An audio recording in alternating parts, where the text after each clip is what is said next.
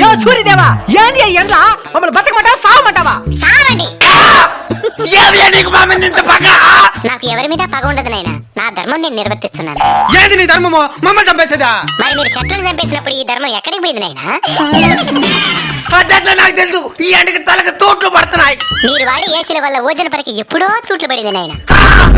ఎండ ఎక్కువగా ఉంది, ఏసీ 2 పాయింట్లు పెంచు అని అంటారు గానీ ఎండ ఎక్కువగా ఉంది 2 చెట్లు పెంచుదామని ఏ రోజైనా అనుకున్నారా? అంటే అది చెరువులు కూడా ఎండిపోతున్నాయి స్వామి. నీళ్ళుండాల్సిన చెరువులో నిలువెత్తి బోడాలుంటే ఎవరేం చేస్తారు నాయనా? అడవులు కూడా ఎండిపోతున్నాయి స్వామి. మరి అక్కడే కదా నేను అపార్ట్మెంట్లు కట్టాల్సిందే.